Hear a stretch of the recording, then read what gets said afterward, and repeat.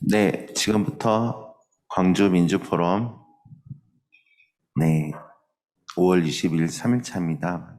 마지막 이제 회막을 앞두고 아시아 전반의 민주주의를 돌아보는 그런 뜻깊은 세션이라고 할 수 있겠습니다.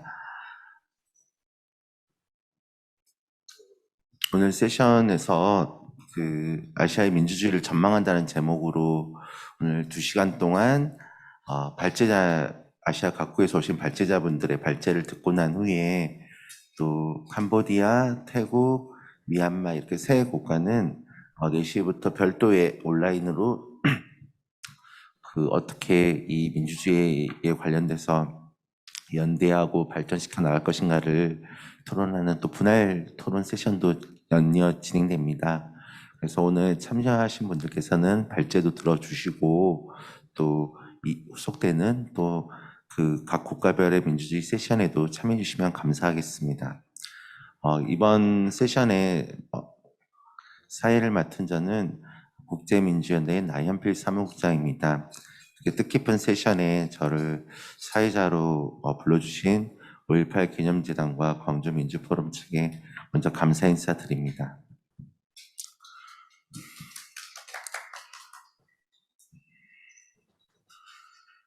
그러면 오늘 세션에서 먼저 첫 번째 세션으로는요, 첫 번째 발표로는 홍콩에 관련돼서 들어보도록 하겠습니다. 홍콩은 많은 분들께서 기억하시겠지만 2019년도에 대규모 홍콩 시민들의 시위가 있었고 그 이후로 지속적으로 홍콩 당국의 탄압으로 인해서 지금 굉장히 어려운 상황에 처해 있습니다. 2020년 이후에 홍콩 상황에 대해서 홍콩 활동가 분께서 발제를 해주실 텐데요.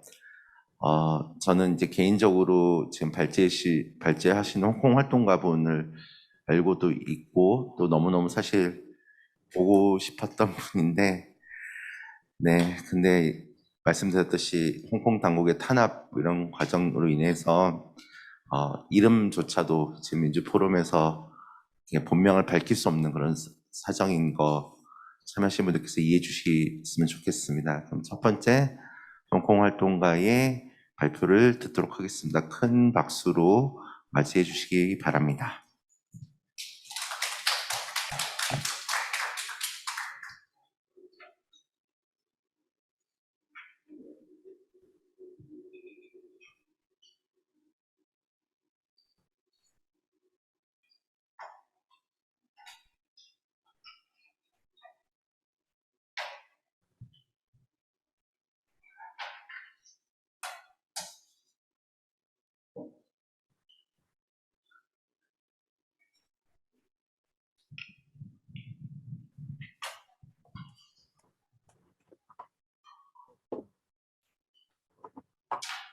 Eric, can you start?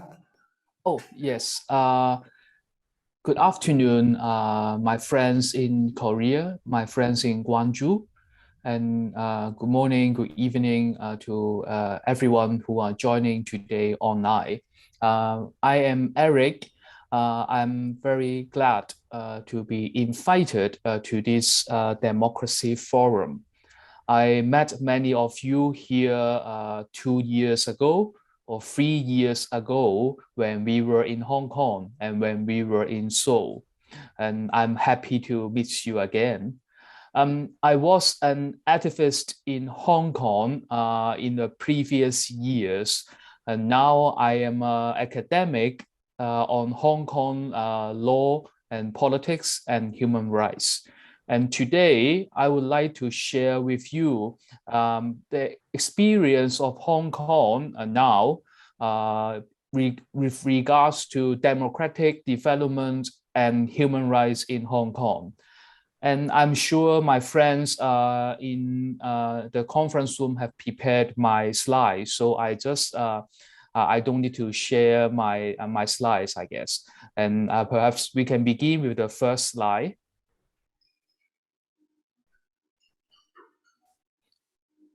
And I guess everyone can see the slides.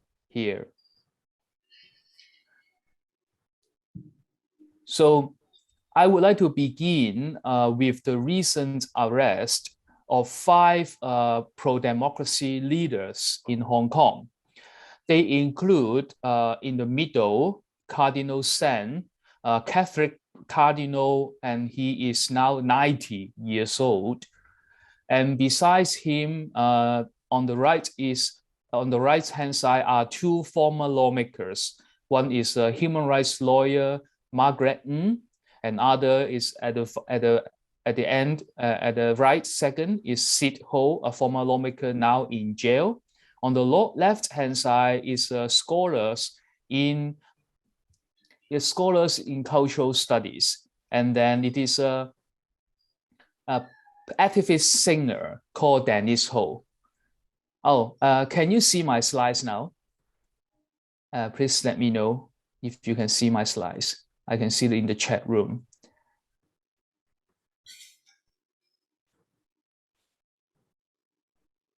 Okay, cool. Thank you. So 5 of them were arrested because they were charged by the local national security police as colluding with foreign forces, meaning they have ties with foreign groups or foreign organizations. But we do not know why running a humanitarian fund could be colluding with foreign forces, having ties with foreign forces. And what they have done for Hong Kong was that, if you remember, in 2019, there were more than 10,000 protesters being arrested. And this humanitarian fund have helped at least 4,000 protesters for their legal aid, medical aid, and many kinds of emergency support for the protesters and their families. It is an act of humanitarianism rather than promoting hatred or promoting discontent against the government. So the arrest of Cardinal Sen, as well as other trustees of this fund, should alarm you and should recall your own experience in Korea, when the Korean Catholic Church was so supportive of the democracy movement back in 1980s and 1990s. And the Hong Kong National Security Police cracking down on this humanitarian fund also have a strong implication to civil society in Hong Kong, because it also has supported many civil society organizations to do human rights advocacy and human rights documentation or other violations. And unfortunately, many of the NGOs I worked with when I was in Hong Kong have now been disbanded. The situation in the past 1.5 years was so disturbing and so saddening. This is a research done by an NGO called Safeguard Defenders. And since the national security law in Hong Kong was passed in 2020, we have more than 70 NGOs in Hong Kong. They either dissolved, disbanded, or they were criminalized, prosecuted by the Hong Kong government, including Amnesty International. They closed their offices in Hong Kong. Student unions who were active and leading the local social movement, human rights movement in Hong Kong for many decades.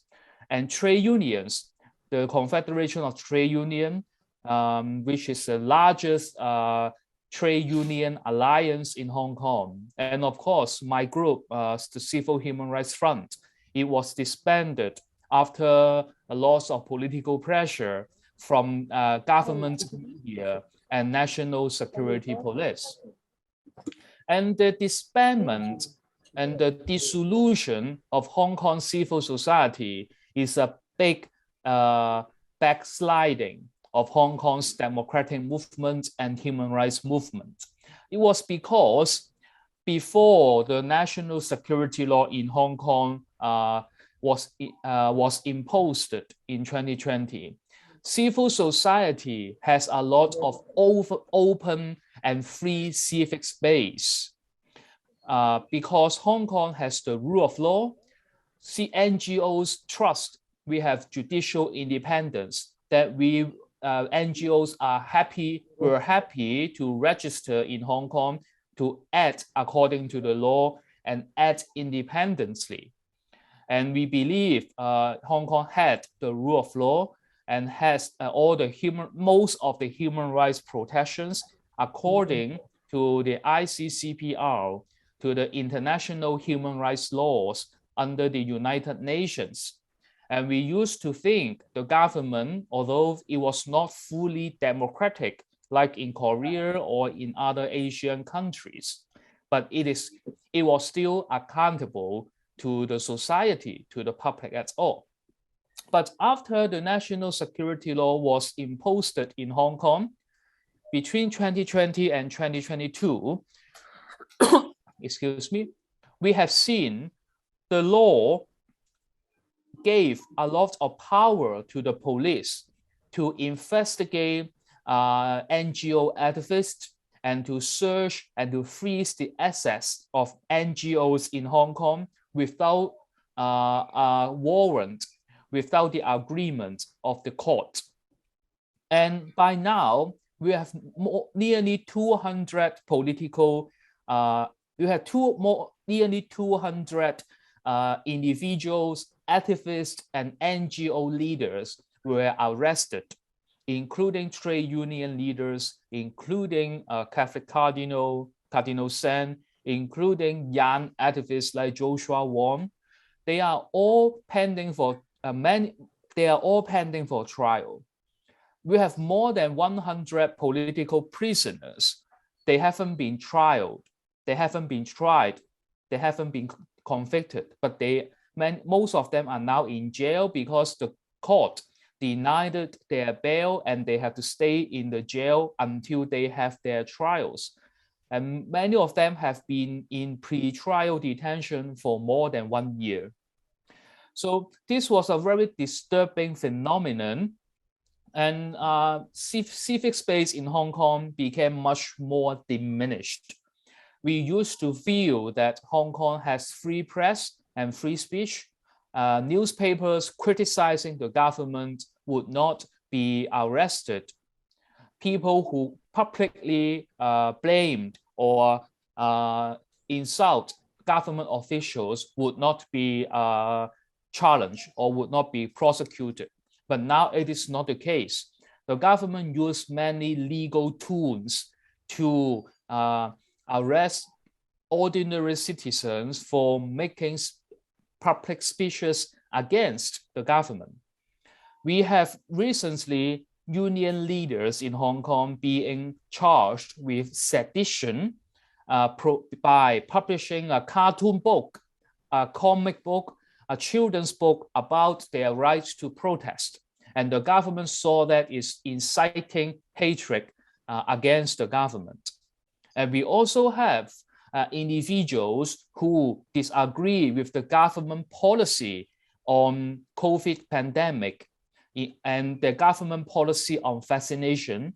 When they make Facebook posts, they were arrested by the police because the government said these people are promoting hatred and against the government, against the vaccination policy, and it is about national security. We used to have peaceful assembly in Hong Kong, but now, because the government used COVID measures and used national security law, they can ban all the peaceful assemblies, no public protests, and they will see some protests as subversive, promoting subversion against the government of Hong Kong and China. And they have censored many free associations, but we're still, as I said, since more than 100 political leaders and activists are now charged by national security law, and they are the leaders of Hong Kong's NGOs and civil society. The local civil society in Hong Kong is fully disempowered they are disempowered because we don't have enough leaders, we don't have enough resources, and people were afraid to participate because if you join a peaceful assembly that was blamed by the government as subversion or promoting separation of Hong Kong, you can be sent to jail for 10 years, 20 years, or even in life jail. And the new national security law has prohibited local individuals and organizations to build international solidarity in the name of colluding with foreign forces. Like me, if I promote Hong Kong human rights issues to overseas groups like you or like to speak to other governments, then I can be charged if I am in Hong Kong, if I were in Hong Kong. And this is a big impact, has a big impact for many NGOs because many of the NGOs in Hong Kong have solidarity with international society, with you, my friends, with friends in Asia, with friends across the world. And among them, the government crackdown on two independent media has caused a lot of concern from international society community. And in the coming months, we have 3 human rights defenders who organized the June 4th Tiananmen massacre commemoration every year on June 4th. They were charged with inciting subversion because the Hong Kong alliance that they served in, this NGO alliance, they call for the end of one-party dictatorship and they call for a democratic China since 1989, after the Tiananmen massacre. And now they are in jail, but they do not have trial yet. They are in custody, and many of them are calling for the release of these political prisoners. And we have 47 pro-democracy party leaders, movement leaders in Hong Kong. They were also charged with subversion, including law professors, young activists, opposition party leaders, because they engaged in a peaceful citywide primary elections before the official elections in Hong Kong 2 years ago. And they could be jailed for life. They could be jailed for 20 years or 30 years. And we don't know when their trial will begin. They are now all in jail, in custody, waiting for trial. And to end my presentation, I guess we can have more time to discuss in the Q&A sessions, but I guess what we need to do is to focus on human rights. Hong Kong is very special in China because China did not ratify the International Covenant on Civil and Political Rights, the ICCPR. But Hong Kong, as a part of China, this city applies the ICCPR rights in its own basic law and its own local laws. So therefore, Hong Kong has a stake in international human rights mechanisms in the United Nations. And although the national security law prohibits any collusion with foreign forces, with foreign governments or foreign organizations, but China is still engaging in multinational or international platforms, including the United Nations. And Hong Kong will soon be reviewed by the United Nations Human Rights Committee this summer, on the human rights developments in Hong Kong. In other words, the UN Human Rights Committee, they will review Hong Kong government's implementation of the ICCPR rights in Hong Kong in the past years. So this is an opportunity for everyone to pay attention to how international solidarity, international platforms can review Hong Kong's human rights situations together.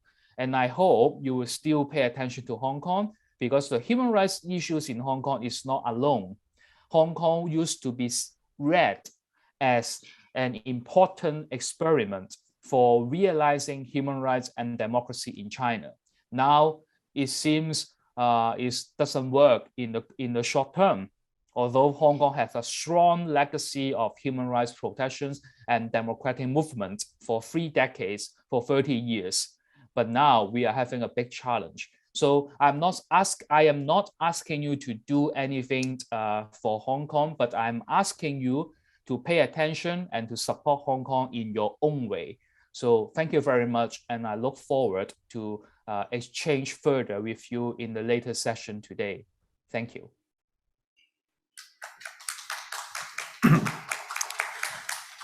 Thank you, Eric.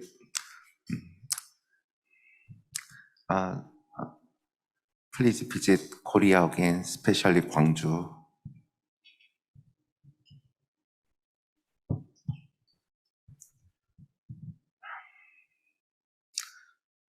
네, 제가 2년 만에 친구가 이렇게 얼굴 보면서 얘기하는 거 들으니까 좀 약간 감정이 올라와서 네, 죄송합니다. 다음으로는 이게 참 공교롭네요. 2019년 그리고 20년을 지나면서 이제 홍콩 이슈가 굉장히 아시아에서 뜨거웠었고 또 한국에서도 굉장히 많이 연대를 했었습니다. 근데 제 기억이 맞다면 2020년 가을에 태국에서도 대규모 시위가 있었고 또 거기에 태국 시위대 진압에 한국산 살수차가 동원돼서 그것 때문에 저도 막 기자회견 했었던 기억이 납니다.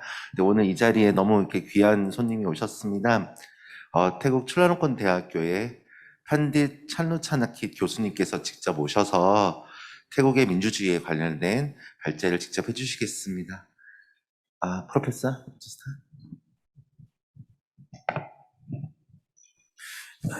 Thank you, Mr.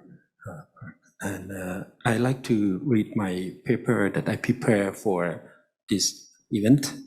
My paper's title is Thailand on the Long and Rough Road to Democracy.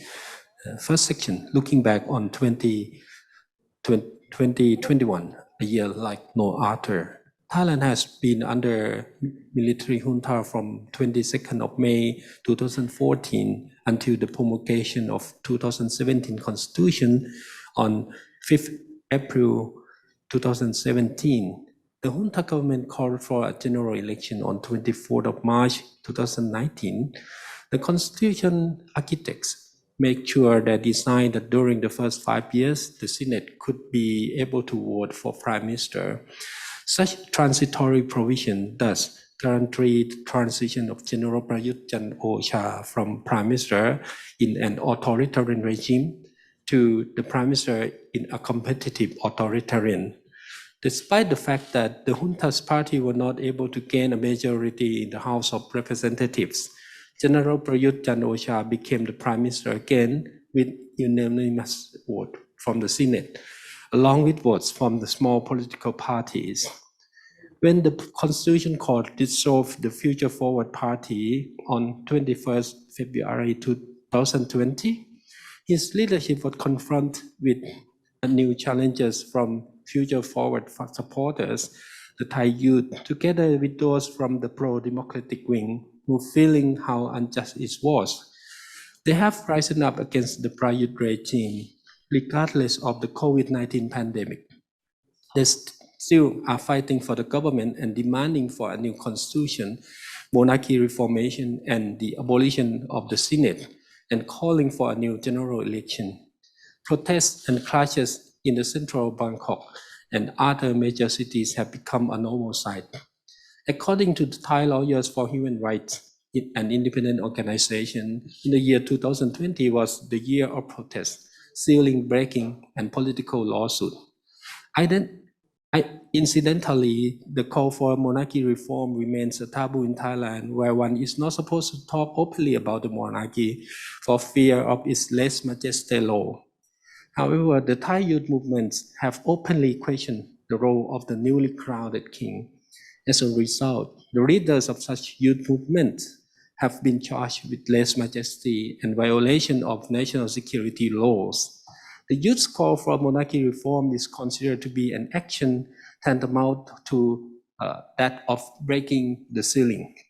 To combat the coronavirus 19 outbreak, the Prayut government had declared the emergency decree that can restrict any public activity and public gathering, including protests. It should be noted that state of emergency has been used as an excuse for the police to use excessive violence and brutality when it comes to dispersing the protester. Thus, the youth movement have called for mass protests more frequently in response to the government's suppression. From 22nd of February to 14 March 2020, there are protests in 61 universities and 37 street protests organized by high school students, university students altogether. The mass gathering also extended to provincial schools and universities in the next following months, especially after 16 October 2020 crackdown. As Mr. Swapar mentioned earlier, that the Geno car was imported from South Korea, and we wrote down a petition for the Korean government not to sell that Geno car to Thailand again. According to Thai Lawyer for Human Rights 2020 report, at least 234 people in 145 cases were charged as a result of their political participation between 18 July and 25th December 2020. Activists and demonstrators have been charged with criminal acts and violation of emergency decree. And if you look into the booklet, I show the cases, the number of cases. Lese Majesty law increased from 23 to 37. Article 112 for sedition from 20 to 60 cases, 3 times. Violation of emergency decree from 64 cases to 175 cases, and Public Assembly Act from 46 to 60. In its report, Thai human rights lawyer indicates that the number of people who were prosecuted even much higher than 2020. The human rights lawyer called the 2021 the year of the state retaliation, or the year of legal battles.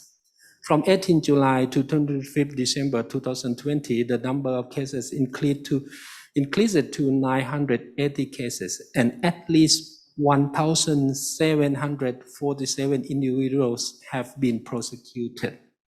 So we now encounter the state retaliation, putting law against individuals, especially the young people in university and schools. Even university professor was charged with 112 article. So there have been 1,513 individuals charged with 835 cases in 2021 alone.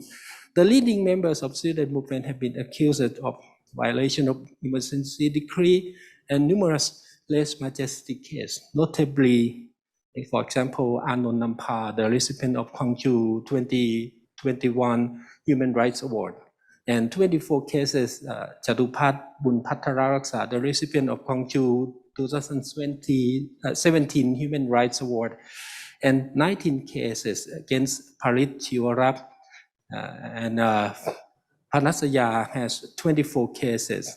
So the reason that the Thai human rights lawyer entitled 2021 the year of legal battles, because Thai human rights believe that the charges are being used as political tool to haunt the action of the leaders and place legal burdens on them. Besides, such prosecution intimidate anyone who wants to challenge the regime. It should be noted that such charge lead to temporary detention by court orders, and as a result, Thai human rights lawyer requires a large amount of financial support to bail those activists out. Thus, the Thai courts have denied bailing rights on several occasions, claiming that those activists would repeat such offenses. So it's just like something that you are sentenced to be jailed even before the case ended. Most of the activists are put in prison before the final trial and court verdict. Anon Nampa had been jailed for 198 days. When they are released from prison, their movements are curtailed and they are required to wear electronic monitoring bracelets or EM machine. The tactics are widely applied to intimidate activists from staging any further political activity. So there are attempts to amend the facade constitution.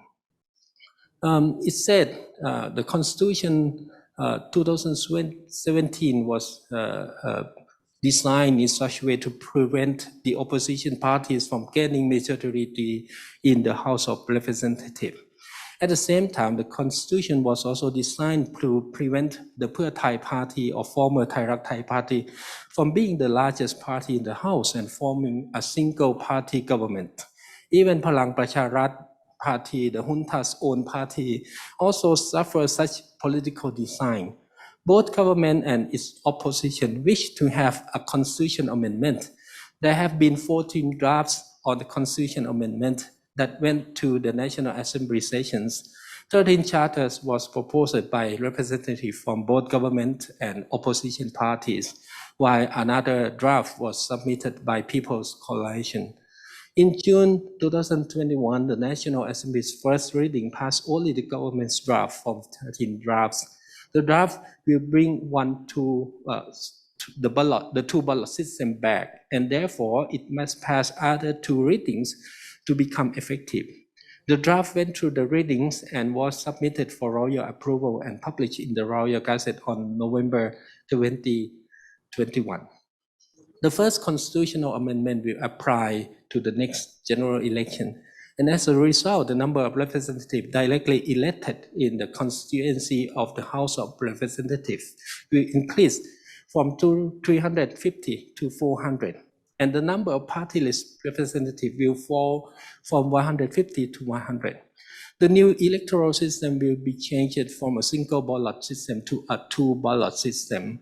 Another attempt to amend the 2017 constitution proposed by the resolution group led by famous lawyer, law professor, and activist Piyabut Sanganokun Parit Vacharasintu, a former member of Democrat Party, and Yingchip Achanon, the manager of Internet Law Reform Dialogue. The movement, the resolution aims at dismantling the prejudice regime and preventing general from staying in power. In doing so, the transitory provisions must be amended, and the Senate also need to be eliminated. After running an extensive campaign, the resolution gathered 150,921 signatures of the supporters, much higher than the required minimum 50,000 signatures. When the draft went to the National Assembly's first reading, it needs 362 votes from the joint parliament, including 1/3 of the Senate, at minimum 84 senators. The draft received only 203 votes in favor from the House of Representatives and only 3 from the Senate. As a result, the resolution's draft was deposed. To conclude, the government's constitution amendment was successful because it gained support from the government's coalition together with votes from Senate. It is clear that 2017 constitution was designed to be a rigid constitution. Such complicated procedures and requirements secure the junta's future and prolonging its power from the years to come. Next section, on the court and the right to bail. As mentioned earlier, that 2021 was a year of intense legal battle with the government, filing more charges against student activists and civil rights leaders during COVID-19 outbreak. The activists had been jailed and denied the right to bail. Some of them test positive for COVID-19 while in prison. The Assembly of the Poor grassroots movement and other civil movements organized an activity stand Stop in Prison, a series of protests outside the jail in Bangkok and other cities to protest against the detention of pro-democracy activists on royal defamation charges. They gathered and stood to hold vigil in front of the Supreme Court headquarters. showing placards to remind the public that student activists and leaders were still being jailed without the right to bail. The first day of protest was held on 22nd March 21. The main activity involved standing still for 112 minutes, and later on the length of time was reduced to 1 hour and 12 minutes.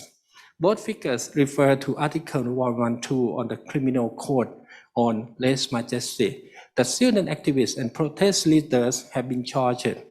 The participants stood from 5:30 p.m. to 6:42 p.m. So they posed with the three-finger salute while observing the national anthem being played at 6 p.m. daily.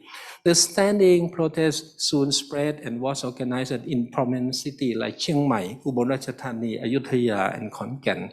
The stand, stop, and imprison last from August 9 to March 4, 2022, except for the period of June 2nd and August 15, when the accused was granted bail. Altogether, 193 days in Chiang Mai. In Chiang Mai is a bit longer. The stand, stop, imprison may not influence court's decision to grant bail, but it has become a form of resistance that civil movement used to expose the abnormality of judicial process and to challenge the Thai establishments.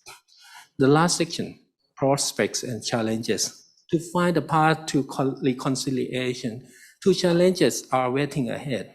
The first, drafting a new constitution by an elected council is the most preferred choice, but it is not likely to be a choice. The junta's facade constitution was designed to have strong Senate, which is the main obstacle toward constitutional amendments. With the Senate's intervention, the junta can continue to stay in power. To change the junta's regime, civil rights movement must push their agenda in order to draft a new social contract. Second, by granting amnesty to political prisoners and dropping charges against activists, Thailand may find a way to negotiate reconciliation. This should include reinstalling political rights of those who have been stripped off because of the political charges and verdicts during the last 2 decades. This, however, is not an option as well. This short essay is not able to offer any viable recommendations, and it seems that Thailand's road to democracy is a long and rough one. Thank you.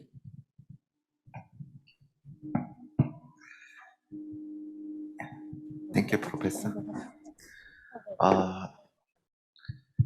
네, 짧은 시간 안에 무려 5개의 발제를 해야 되는 상황이라서 바로 또 다음 발제로 넘어가도록 하겠습니다. 다음은 캄보디아의 인권과 민주주의 현황에 대해서 ADHOC, 캄보디아 인권개발협회의 메스 썰메 부대표님께서 발제를 해주시도록 하겠습니다. 캄보디아 인권개발협회는 캄보디아의 대표적인 인권단체이기도 합니다. 네, 그러면 발표 시작해 주십시오. Hello, good morning, good afternoon.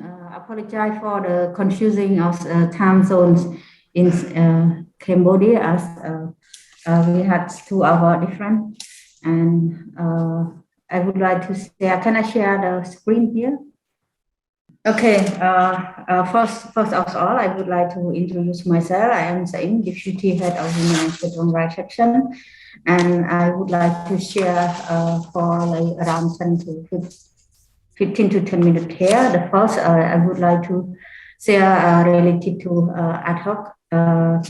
As you may know, recently ADHOC we worked in 1991, and we are the biggest organization in Cambodia, and also confront with also the government authority and other related institutions in Cambodia, especially the institutions who work not really respect the human rights, and also we try to protect the vulnerable group and also the people who are in high risk of human rights violation.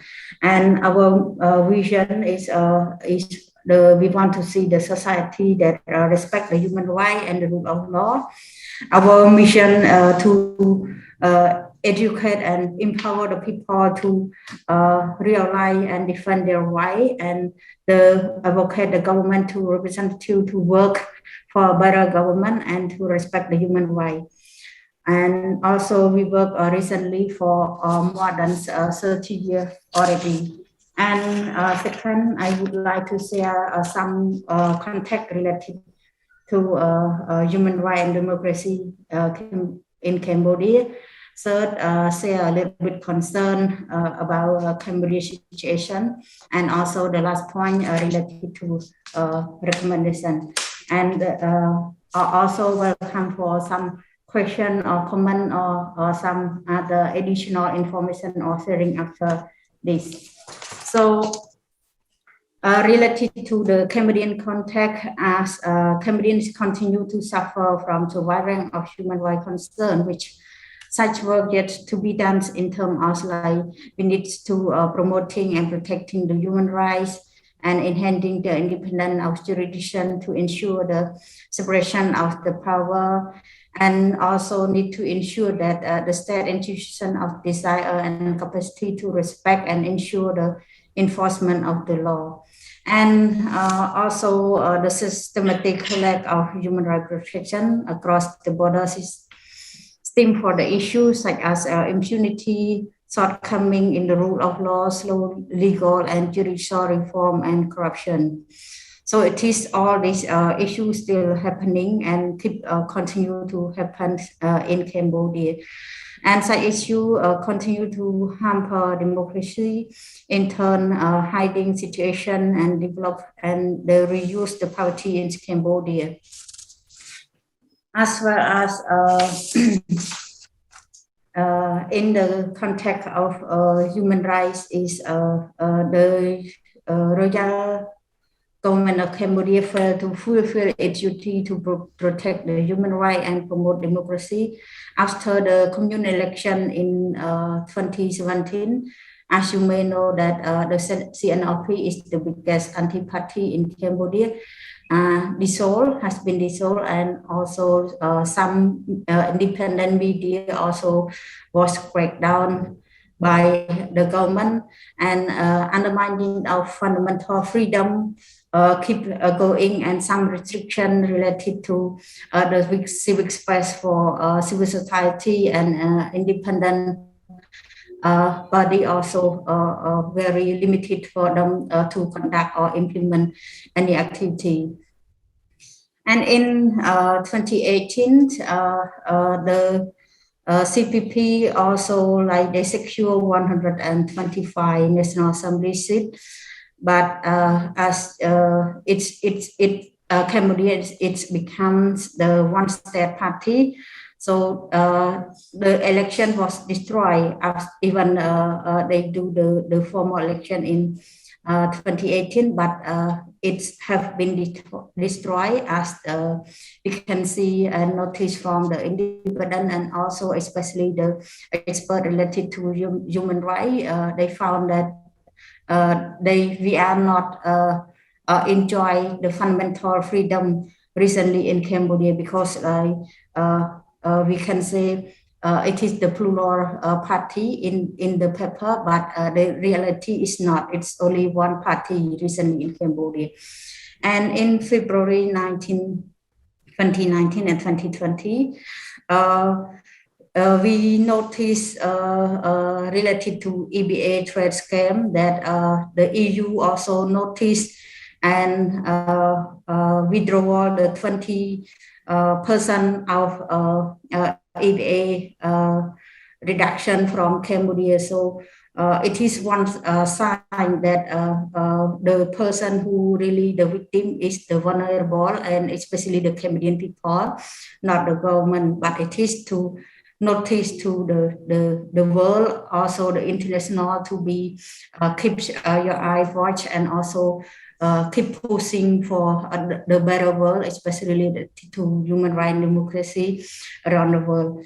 And also the GSP, the senator, the US senator also stressed related to concerning about the human right and democracy in Cambodia, and they set up the law related to this in order to make sure that Cambodia try to respect the democracy and also the human right in our country, but the government failed to commit to be better on that. And as the COVID-19 is the global pandemic in the early 2020, which all around the world are affected. But in the Cambodian situation, they set up the COVID-19 law and also take this opportunity to crack down again the political activists as well as the human rights defender and also the person who dare to express their right or to share the information through the media, which is affect with the government or also not really follow what the government want. They are threatened and also arrested by using this law or using this term to arrest and to limit their freedom exercise of expression.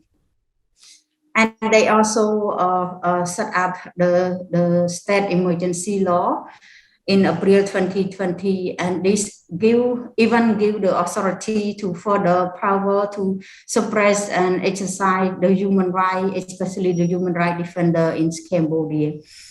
And they also have the draft law related to the public order and the sub-decree on the establishment of the National Internet Gateway and the cybercrime law. So all this law that they set up is even further danger for the human right and fundamental freedom in Cambodia. And the third part, I would like to share some concern, which is from Cambodian side. So from ADHOC side, we still remain seriously concerned about the human rights situation and also the regression of democracy in our country. And also regarding to the upcoming commune election in June next month, 2022. And also the national election is coming next year, 2023. We do not anti-participate, and they will the constitution free or not free and fair election. So is no multi-party can be participate equally in the line with the principle of democracy.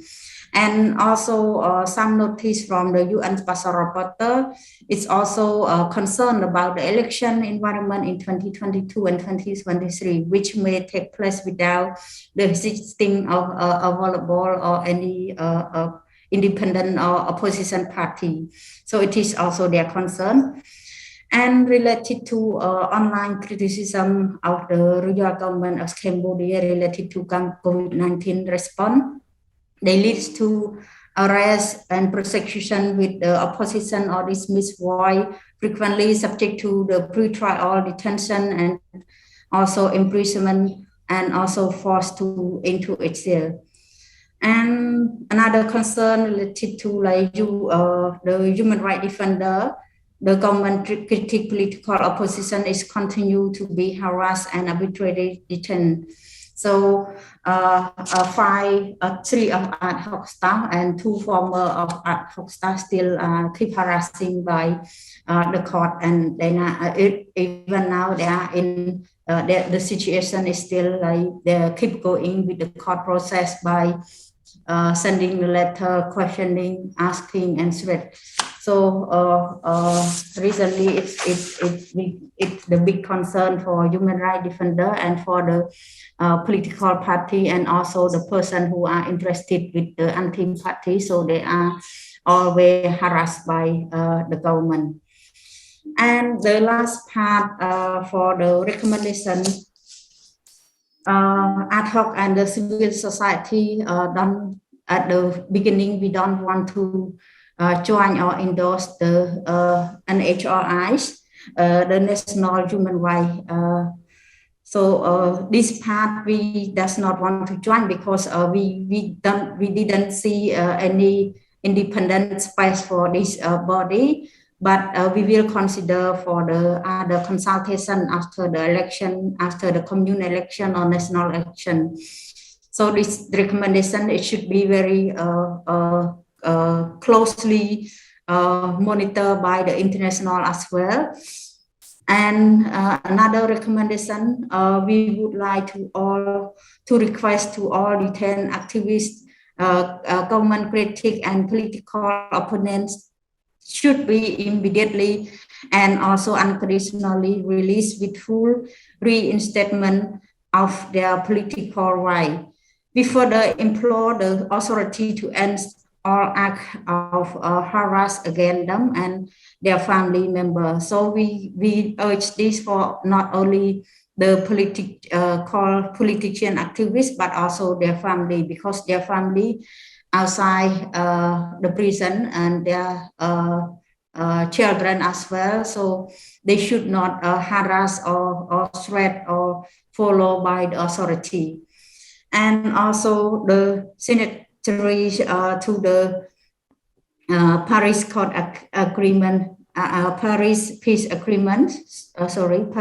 Peace Accord should appeal to the royal governments to respect the human rights and implement the principle of the Peace Accord and the international declaration. So all the international declaration they should that the Cambodian government have been signed or ratified, they should be respect and follow, especially related to Paris Peace Accords.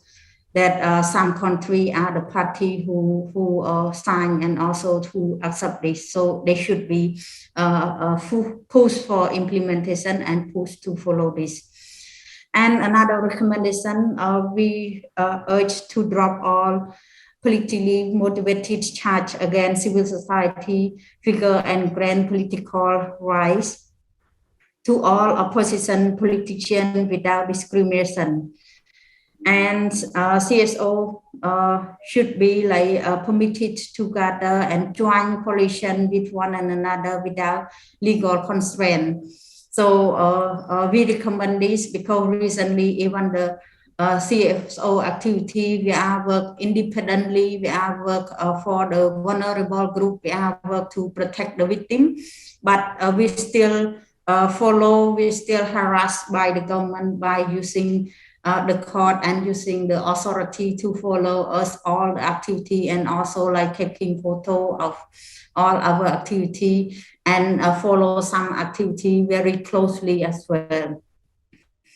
And the last recommendation, we want to ensure that all the independent media outlets are able to apply for and receive the license to open their office and also studio in Cambodia.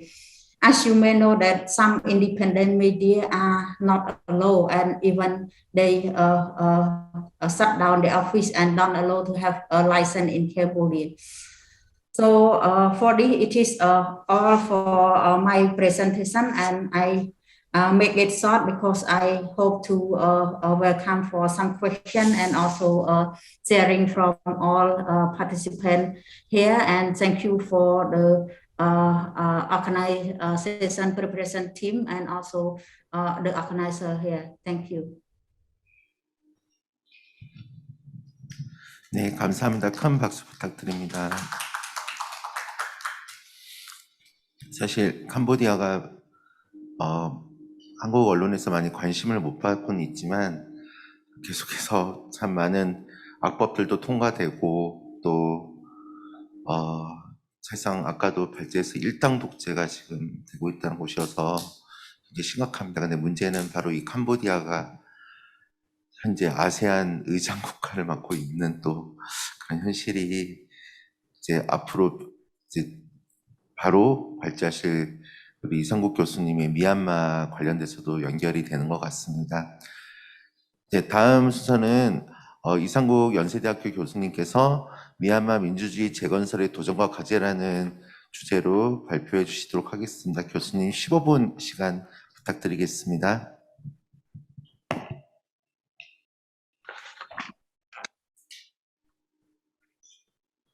네, 반갑습니다. 발표 시작하겠습니다. 미얀마 군부 쿠데타와 그 이후 전개된 사태는 우리에게 미얀마 민주주의가 취약했다는 것을 새삼 일깨워줍니다. 두 가지 점에서 그 취약성이 드러나는데, 하나는 군부로 대표되는 물리적 폭력에 대한 취약성이고, 다른 하나는 다수의 횡포, 소수자 배제의 취약성입니다. 군부 쿠데타가 발생하기까지 우리는 그 취약성을 심각하게 생각하지 않았던 것 같습니다. 10년의 실험 동안 우리는 겉으로 드러난 그 환상에 현혹되었던 것 같습니다. 다수의 횡포, 소수자 배제의 취약성이 터져나와도 우리는 미얀마 민주주의가 전진하고 있다고 믿었던 것 같습니다. 군부 쿠데타는 우리의 믿음이 허망이었음을 드러냈습니다. 그 10년의 민주주의 실험은 파국을 맞이했습니다. 우리는 이제 그 폐허 위에서 미얀마 민주주의를 제대로 세우는 과업을 수행하고 있습니다. 미얀마 민주주의 재건설의 과업은 그 두 가지 취약성을 극복하는 방향에서 전개되고 있습니다. 폭력적인 군부에 대응해서 시민 방위군을 조직하고 무장투쟁을 전개하고 있습니다. 쿠데타 이후 청년세대가 중심이 된 시민 불복종 운동이 민족통합정부 NUG가 2021년 5월 5일에 조직한 시민 방위군의 무장 형태로 이어지고 있습니다. NUG는 작년 9월 7일에 군부에 전쟁을 선포하기까지도 했죠. 시민 방위군은 탄마도의 결연히 맞서는 한편 민간의 지배를 받고 국민을 보호하는 진정한 군대가 되려고 의지를 밝히고 있습니다. 그리고 소수종족 무장 세력과도 연대해서 주요 요충지에서 전투를 벌이고 있습니다. 그런데 이러한 무장 투쟁은 우리에게 참 난처한 질문을 던집니다. 민주주의 재건설 과정에서 폭력 투쟁은 낭만적인 수사에 불과한가? 무장 투쟁은 탄마도를 실질적으로 퇴진시킬 수 있는 유력한 방식인가? 이 질문에 답하기란 쉽지 않습니다. 지금까지 1,700명이 희생을 당한 사실, 그 중에는 130여 명의 어린이들도 포함된다는 사실, 그리고 13,000명이 체포되고 55만 명이 터전을 잃고 5만 명의 난민이 발생한 사실 앞에 감히 비폭력 투쟁을 계속하라고 주장하겠습니까? 두 번째, 다수의 횡포를 제어하지 못했던 취약성에 대한 극복은 성찰과 연대의 정신 아래 전개되고 있습니다. 그 구심점은 범민주 세력의 연합체인 민족통합협상위원회, 즉 NUCC인데 여기에 NUG, CRPH, 그다음에 소수종족 무장세력, 노조, 정당, 시민사회가 참여하고 있습니다. 연대가 구성되었던 과정은 다음과 같습니다. 작년 2월 5일, 그 전년도 11월 총선을 통해서 선출된 NLD 의원들이 중심이 되어 CRPH를 구성합니다. 그와 동시에 3월 8일에는 민주 세력이 연합해서 NUCC를 조직합니다.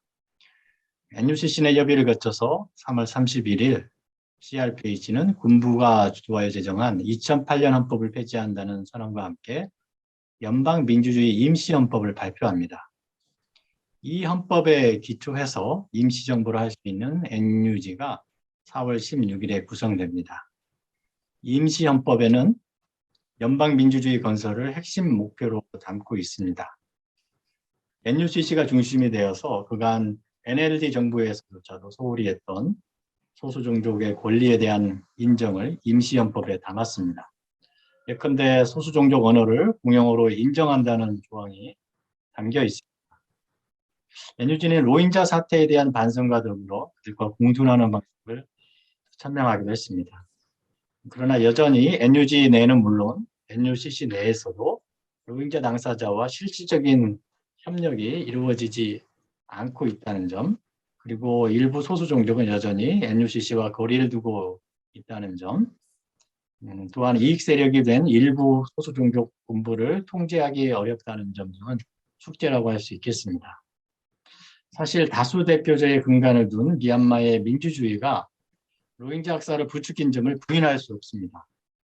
NUCC의 소수자 연대 모색은 미얀마 차원뿐만 아니라 온 세계에 닥치고 있는 포퓰리즘과 혐오의 정치를 극복하는 모델이 될 수 있겠습니다. 그렇게 하기 위해서 좀 더 담대한 모델, 현재 논의되고 있는 연방제와 국가연합 모델까지도 넘어서는 뭔가 혁신적인 거버넌스 체계를 상상하고 실현할 수 있기를 기대합니다. 이것이 제가 이 회의에서 토론거리로 제시하고 싶은 안건이기도 합니다.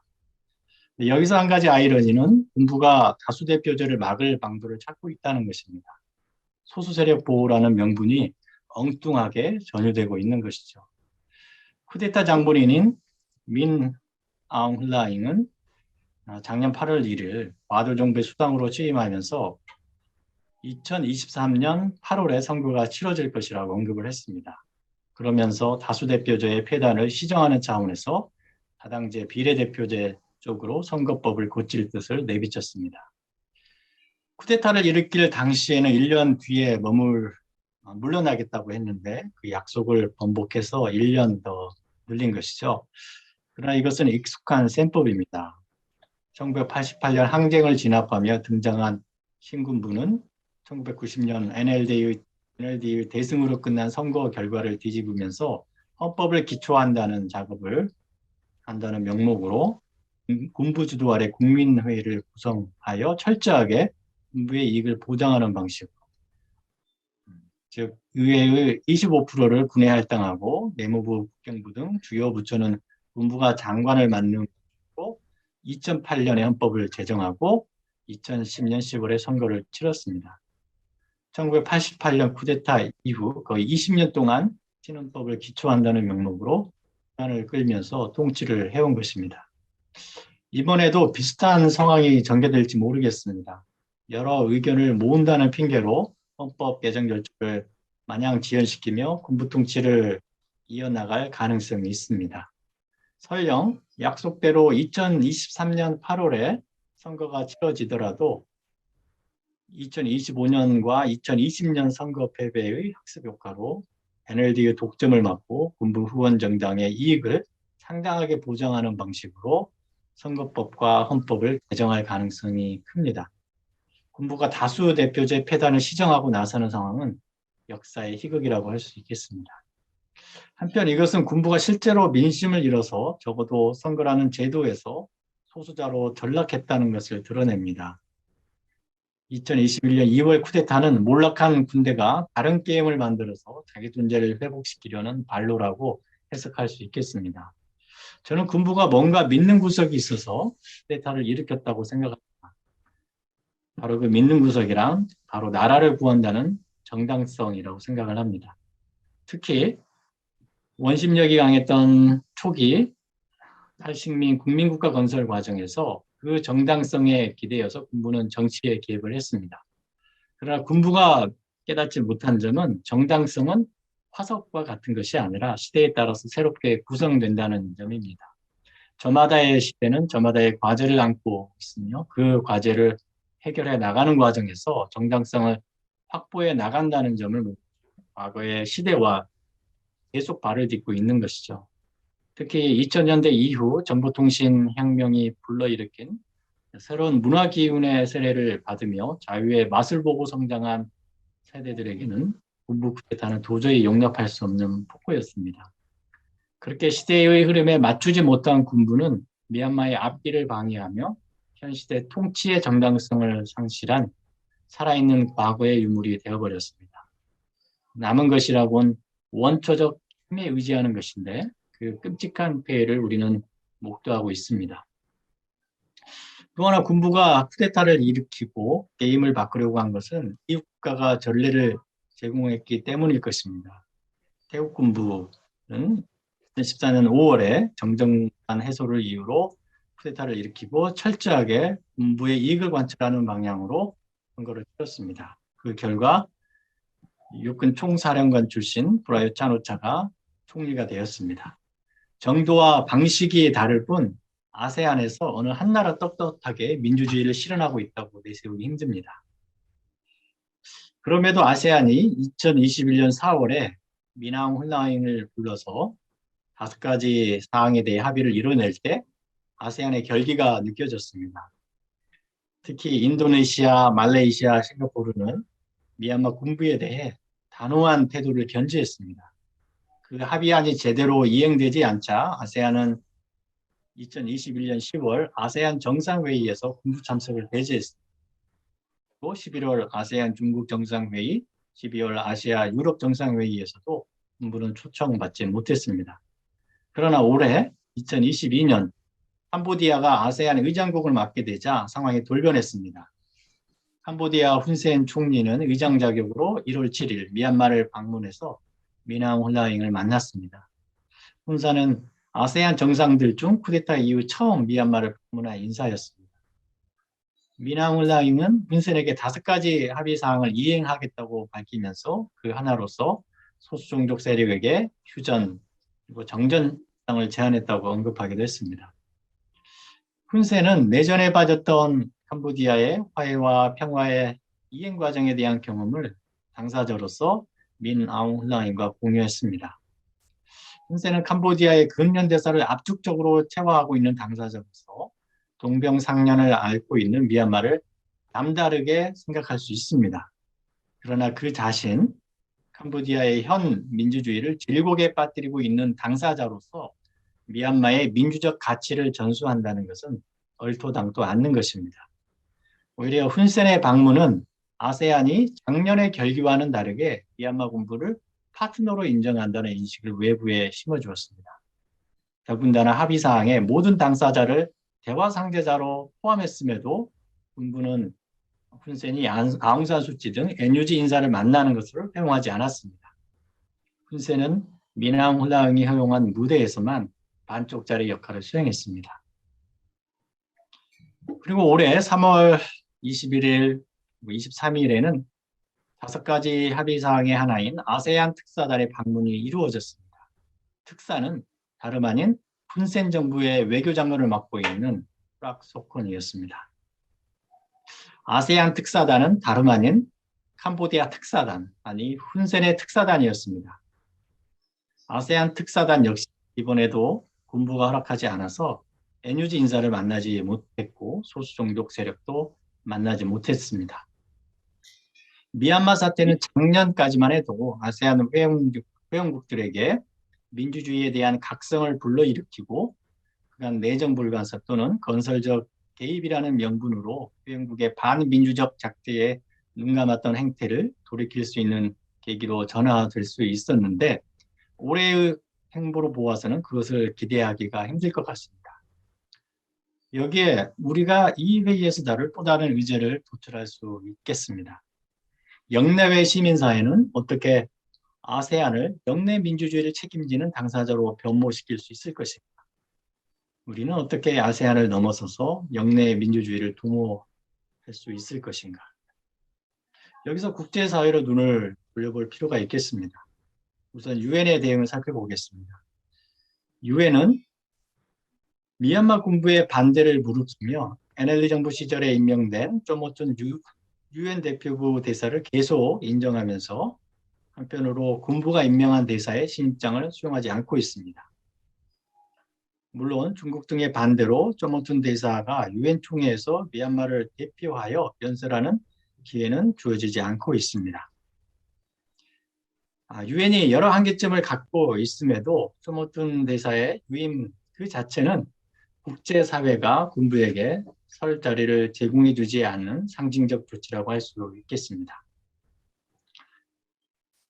미국 역시 미얀마에 대해 단호한 입장을 보이고 있습니다. 아마 5월에 미국 아세안 특별정상회의가 개최될 텐데 미얀마 군부는 초청받지 못했습니다. 유럽의 대응도 흥미롭습니다. 프랑스 상원은 작년 10월 5일에 만장일치로 NUG를 미얀마의 공식 정부로 승인했습니다. 유럽 의회에서도 10월 7일 NUG를 미얀마의 대표로 인정하는 결의안을 채택했습니다. 한국을 비롯해서 여러 나라들이 민주주의를 인정하라는 요구를 시민사회로부터 받고 있습니다.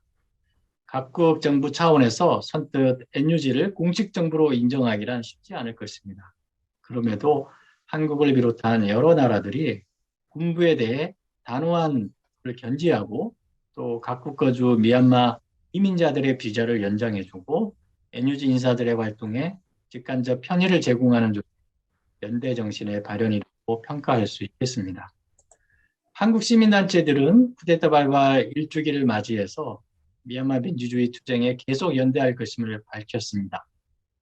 한국 시민사회는 2000년대 초반부터 미얀마 활동가와 연대하면서 민주주의 투쟁을 지지해 왔습니다.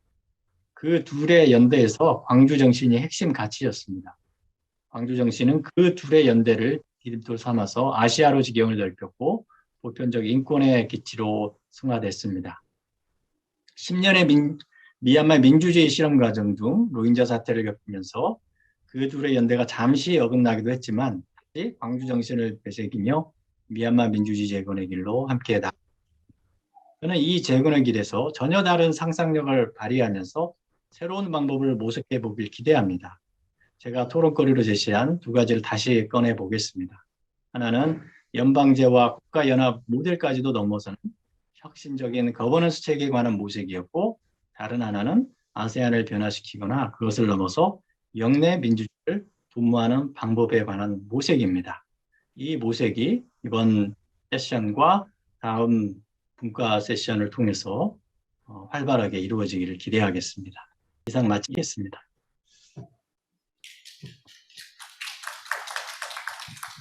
예, 교수님 감사합니다.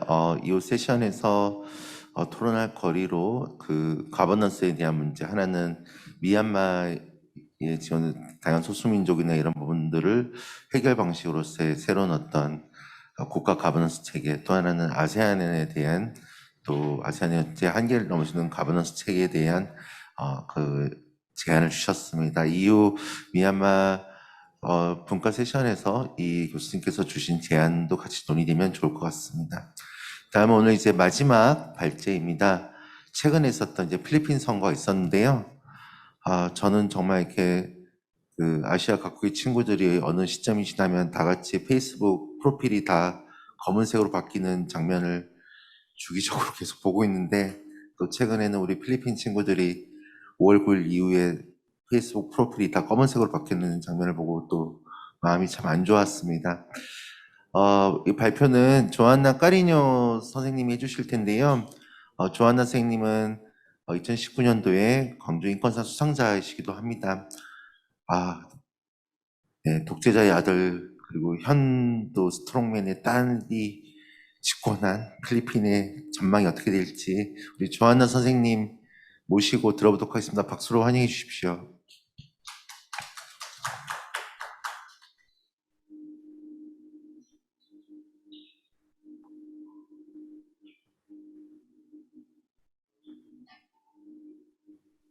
Okay. Yes, good afternoon to all of us here in this virtual session on prospects for Asia, democracy in Asia. So I am Joanna Carino. I am an indigenous activist from the Philippines and the 2019 laureate of the Gwangju Prize for Human Rights. And I would like to share my views on the recent elections in the Philippines. So national elections in the Philippines were held just a few days ago, last week on May 9, 2022. And the son and namesake of the former Philippine dictator, Ferdinand Bongbong Marcos Jr., and his running mate, Sara Duterte, the daughter of the outgoing authoritarian president, have incredibly won the elections. An astounded world that celebrated with us the Filipino People Power Democratic Uprising, which ousted the dictator in 1986, is now asking, how could this happen?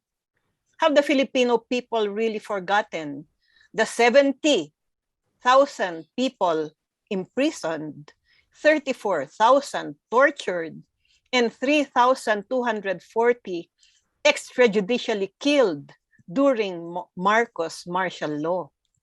Have the Filipino people really forgotten the $10 billion stolen wealth and the bloated foreign debt, the burden of which Filipino taxpayers are still paying up to the present?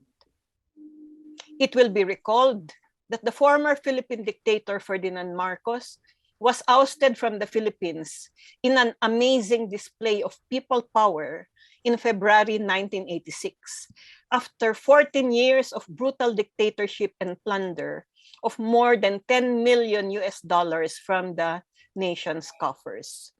The Marcos conjugal dictatorship involved the whole family, including the son and namesake, who has now won the Philippine presidency.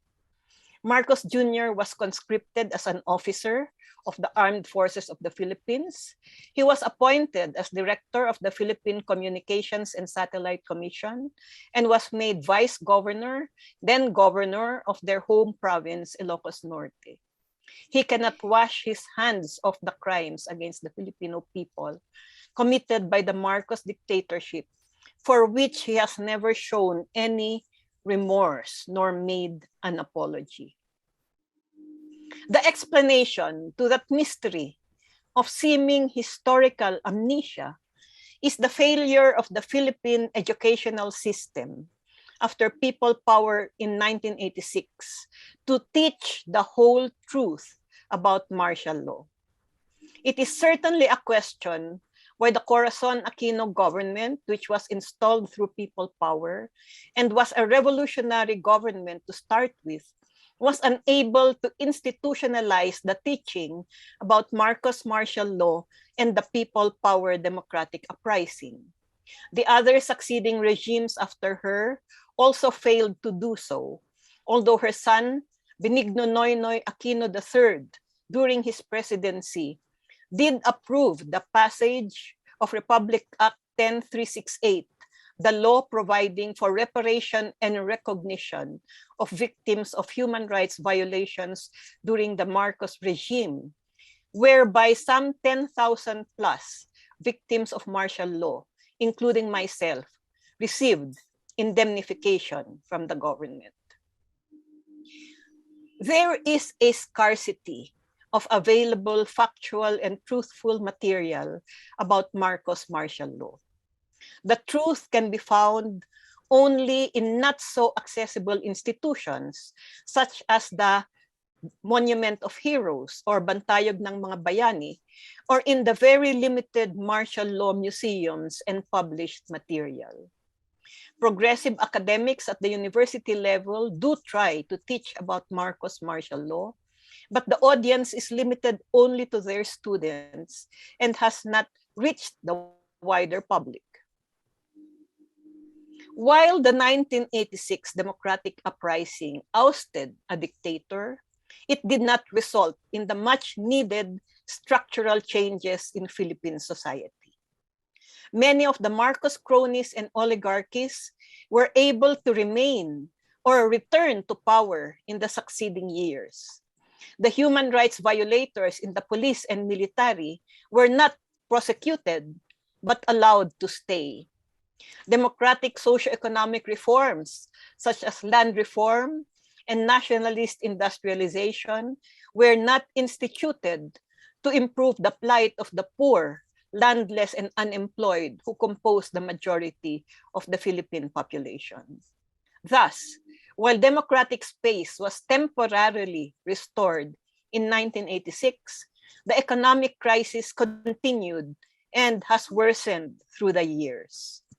The same oligarchies and dynasty families continue to control political power, leading many Filipinos to believe that not much has changed even after the people power democratic uprising. Each generation learns about their nation's history from basic education through official curriculum, which should be taught in all of the schools.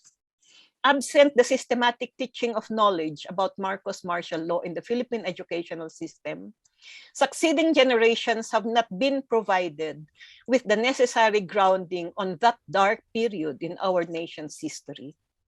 They were thus vulnerable to the historical distortions, myths, and lies that were systematically programmed to rebrand and rehabilitate the image of the Marcoses and martial law in their bid to return to power since as early as 2014.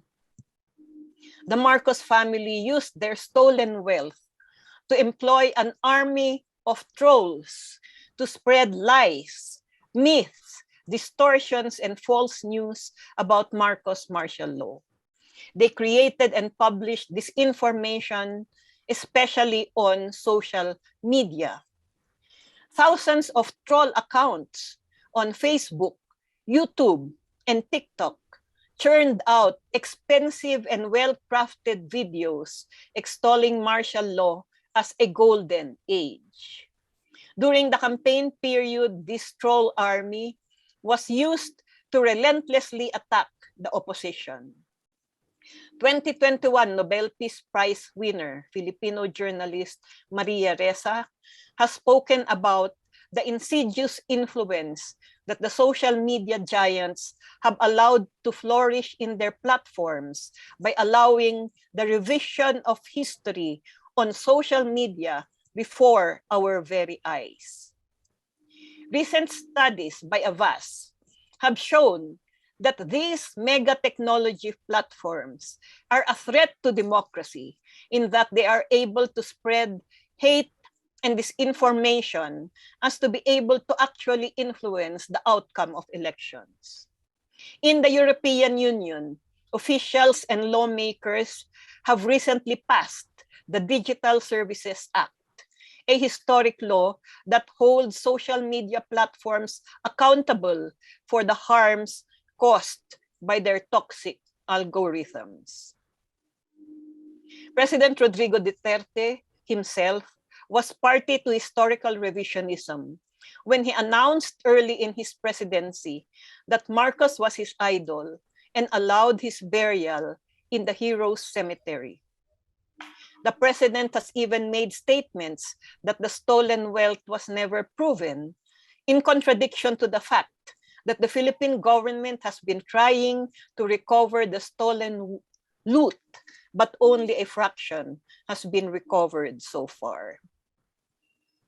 The Marcos Duterte campaign relied heavily on their almost unlimited resources from the Marcos ill-gotten wealth and Duterte's control of the government.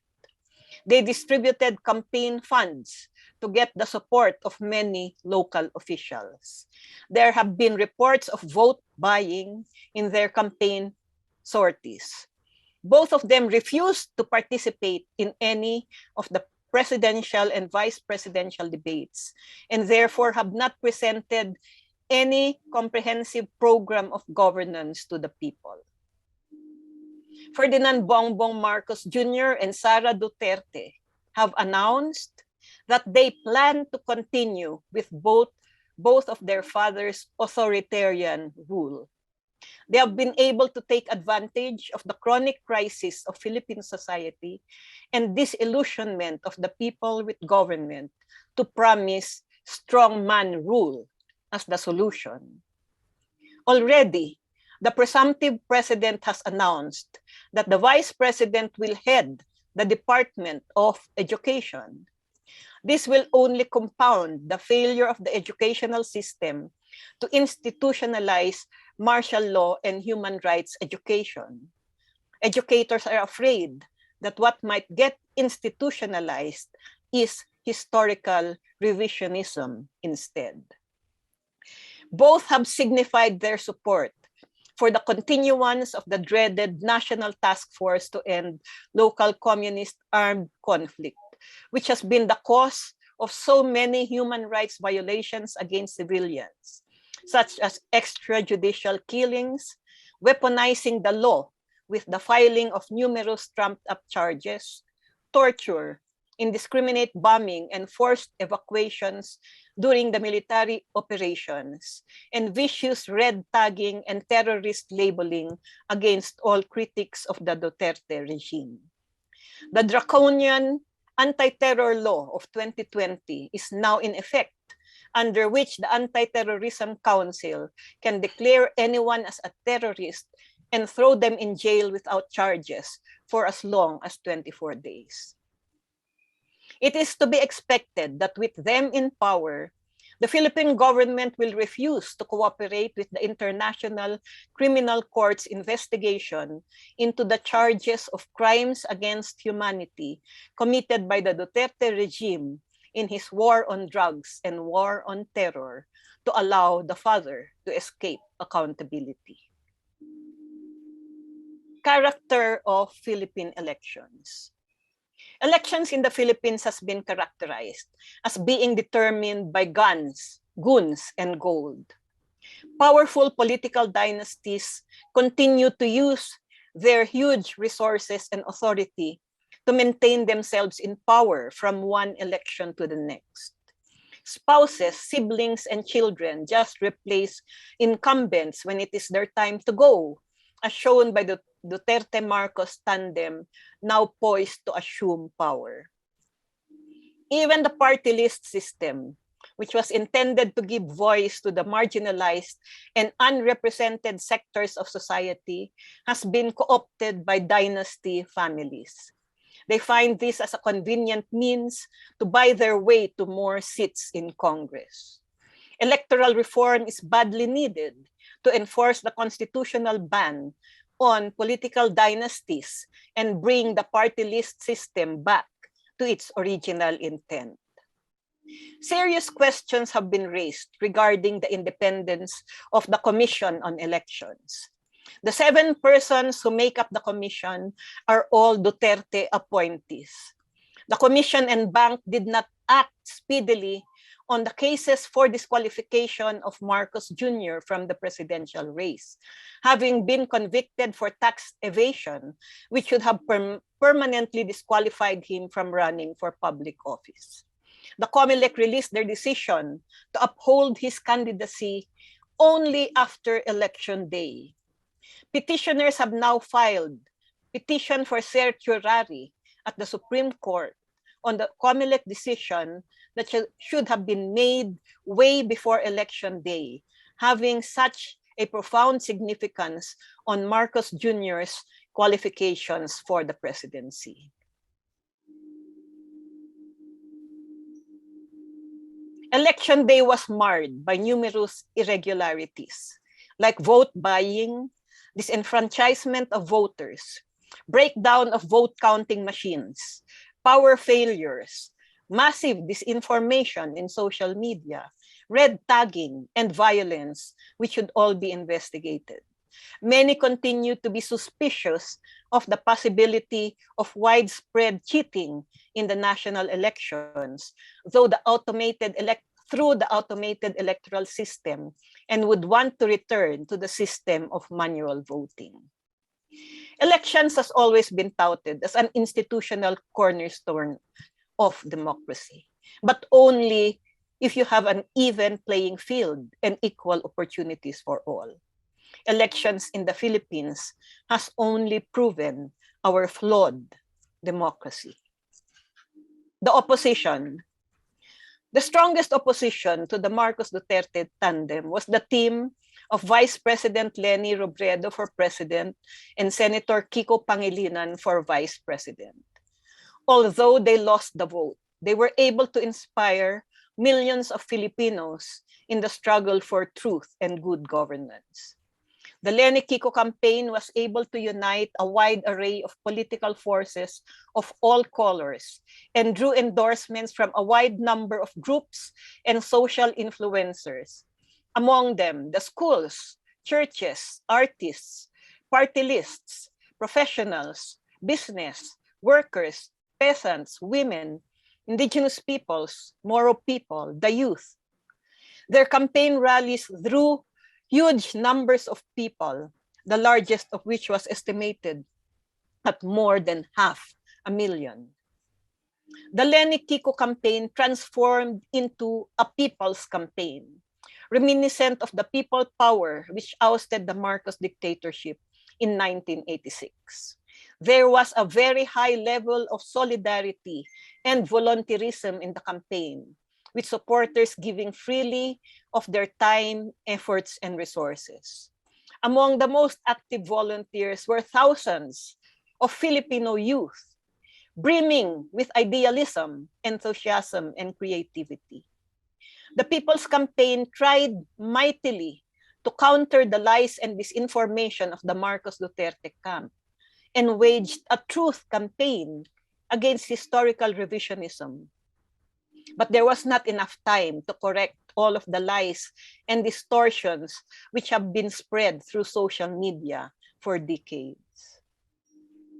When the initial results of the voting were announced to indicate a Marcos Duterte landslide victory, there was disbelief, grief, rage, anxiety, and intense disappointment among the volunteers of the People's Campaign, especially among the youth and martial law survivors such as myself.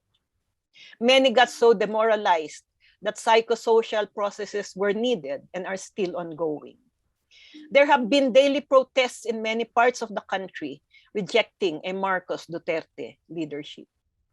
Such deep solidarity was built among the volunteers of the People's Campaign that they have vowed to continue working together even after elections. The Lenny Kiko team recently announced in their Thanksgiving rally, attended by thousands, that the results of the elections was not the end, and this was only the beginning of the next stage in the transformed people's movement for truth and good governance. In summary, the Marcos Duterte victory is the result of years of massive disinformation, historical distortion, and false narratives.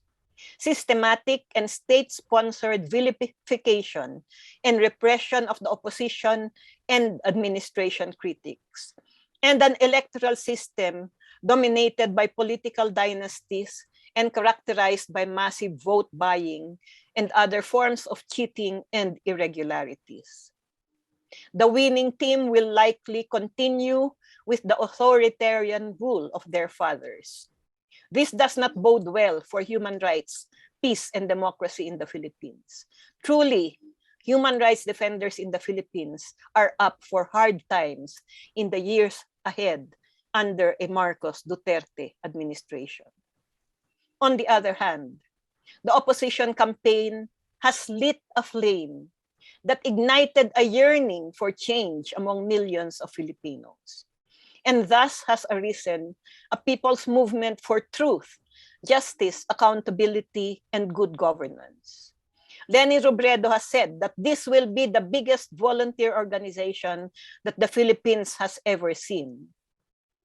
And we will march into the future with hope and determination to transform ourselves and our fellow citizens, to tirelessly build a Philippine society where human rights will be respected and justice, peace, and democracy will reign supreme. Thank you. Good afternoon. 예, 감사합니다. 네, 조한나 선생님 계속 건강하시고 또 계속해서 이렇게 활동해 나실 것 같은데 부디 필리핀에서 지금 다시 민주주의가 올 때까지 건강하셨으면 좋겠습니다. 네, 그 5분의 발제를 다 이제 마쳤습니다.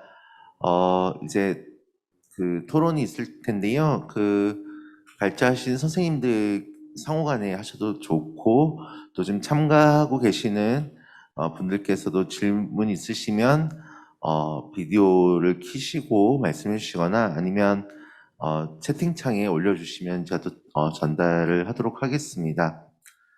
네, 혹시 뭐 질문이나 뭐 코멘트 혹시 있으실까요? 예, 생각하시는 동안 네, 이번 필리핀 대선에서도 네, 그 K-팝 팬들이 그 레니 후보를 굉장히 적극적으로 지지해서 또 한국에서도 화제가 됐었습니다. 2020년 태국 시위 때도 K-팝 팬들의 또 적극적인 시위 참여가 있었었고요. 네, 물론 당연히 미얀마 민주 흥행 과정에서도 상당히 많은 미얀마의 젊은 세대들이 또 K-pop 팬이어서 또 화제가 된 바도 있습니다. 그래서 사실 지금 아시아에서 벌어지고 있는 많은 문제들은 단순히 정치적인 문제뿐만이 아니라 굉장히 이런 문화적인 면, 또 경제적인 면, 많은 면에서 한국과 밀접한 연관을 맺고 있습니다. 그래서 우리가 더 많은 관심, 또 관심뿐만이 아니라 한국 사회가 이런 아시아의 민주주의에 대해서 어떻게 연대하고 또 우리가 기여할 수 있을까에 대한 그런 고민들이 계속 좀 필요한 것이 아닐까 그런 생각이 듭니다.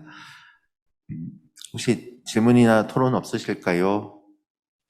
물론 미얀마 그리고 캄보디아, 태국 같은 경우에는 잠시 후 4시부터 별도로 온라인과 또 현장에서 그 토론이 진행될 예정입니다. 그런데 이제 홍콩이랑 필리핀 같은 경우에는 이제 이후 별도 세션이 없기 때문에 만약에 질문이 있으시다면 가급적 홍콩이랑 필리핀에 해주시면 더 감사하겠습니다.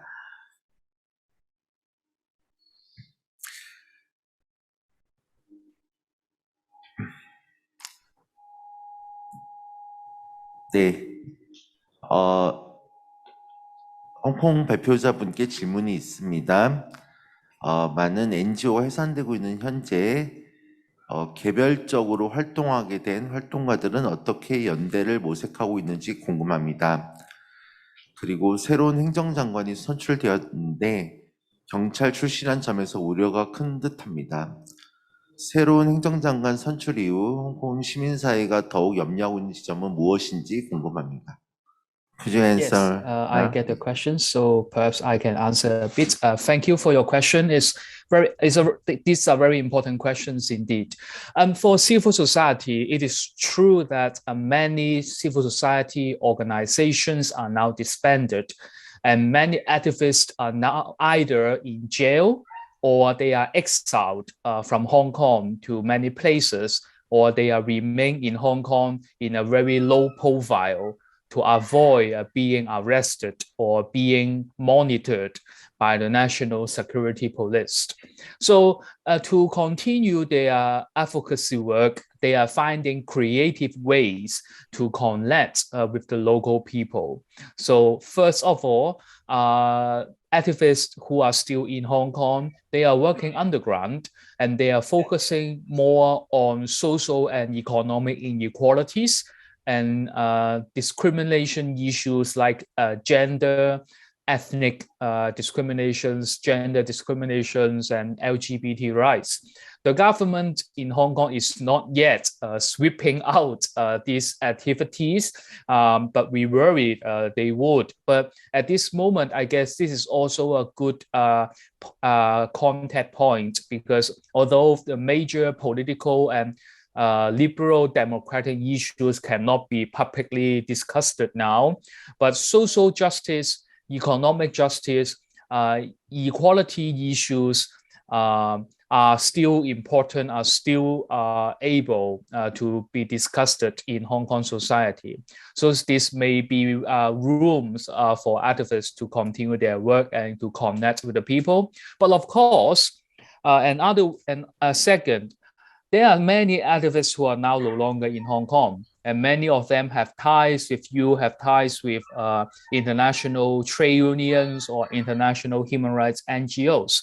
So they are now in Canada, in the United Kingdom, in the United States or Australia, or some of them are in Korea, because Seoul is an important hub for many INGOs, international NGOs. So these will be opportunities for us, even though we are not inside Hong Kong, to continue our dialogue and to exchange for what we can be support each other, like what you said, not just on political campaign, but also on cultural and everyday dialogue and exchange. And I have to say, many Hong Kong activists and many Hong Kong people are very fascinated by K-pop, by Korean dramas, and as well as by the Korean history of social movement.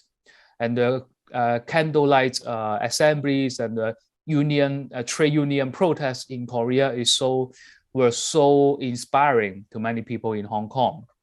And to the second question on the new administration, the upcoming new chief executive, the Hong Kong's mayor, John Lee, he has a strong police background. He was one of the leaders in the police force and the head of the security department in Hong Kong.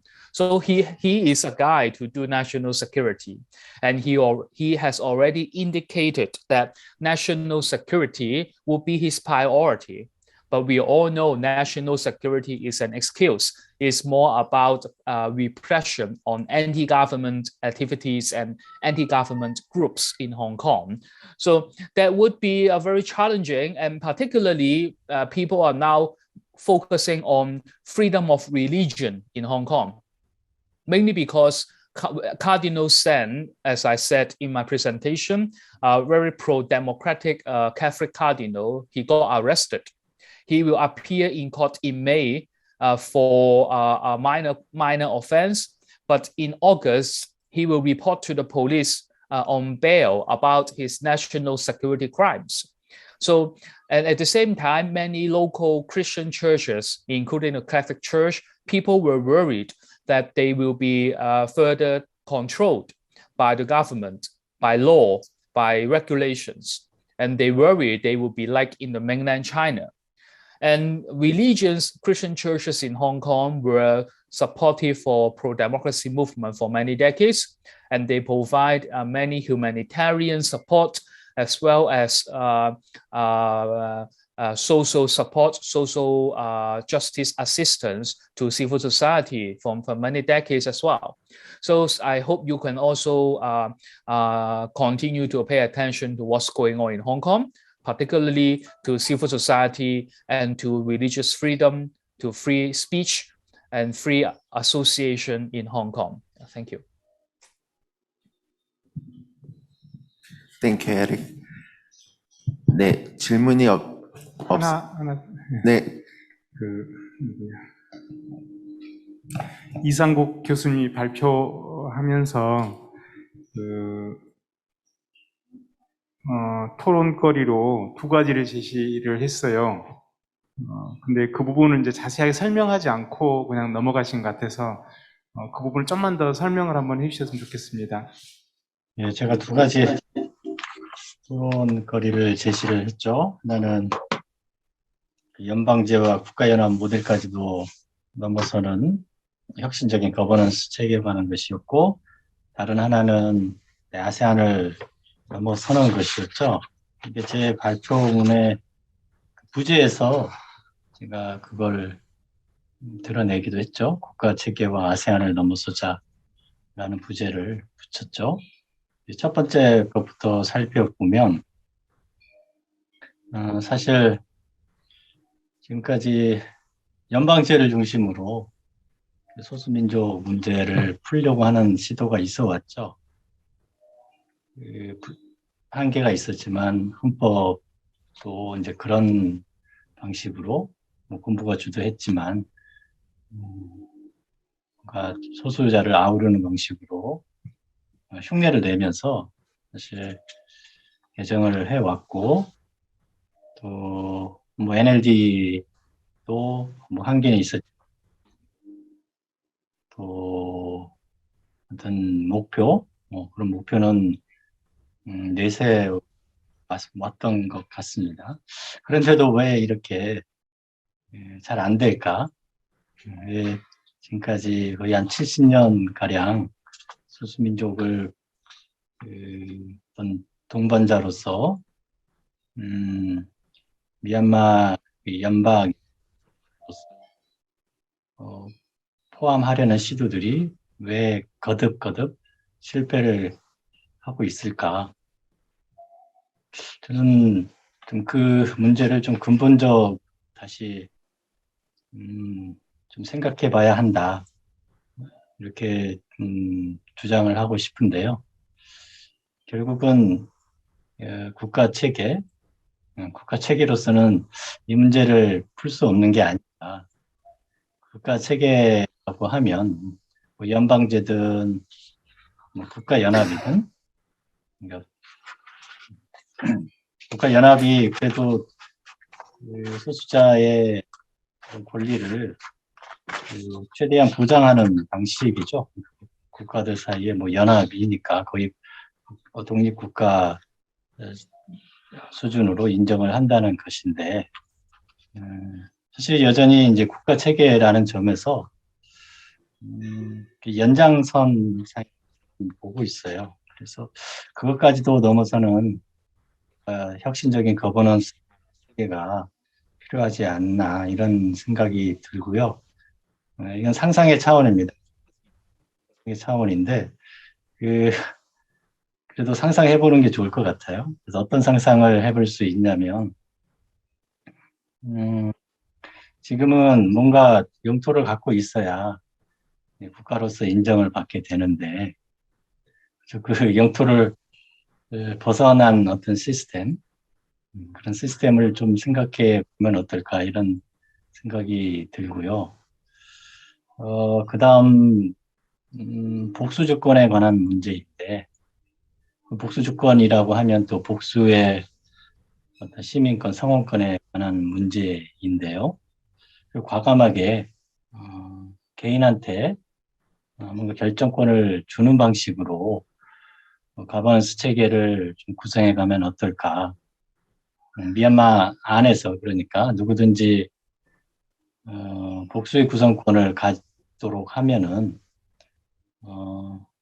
그래서 적어도 이 땅 내 땅, 그죠? 이 구획하려는 시도에서 벌어지는 그 충돌은 막을 수 있지 않을까 이런 생각이 들어요. 그러니까 뭐 가상의 뭐 미얀마 국가가 있고 또 가상의 뭐 카렌족 국가가 있고 뭐 가상의 샨족, 까친족 국가가 있을 텐데 과감하게 그 성원권을 자기가 결정하도록 하면은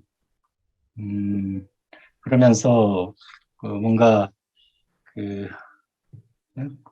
그런 복수의 성원권이 가능하도록 하는 거버넌스 체계를 구성해 나가면 적어도 땅 문제로 인한 충돌을 피할 수 있지 않을까 이런 생각을 해보게 되고요. 그다음 좀 더 나아가서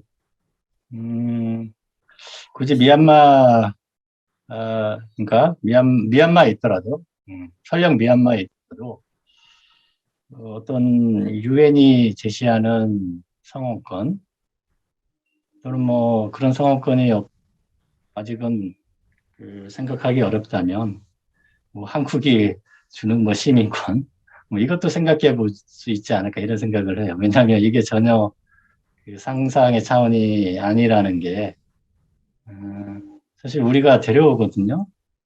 카렌족 난민을 데려왔어요.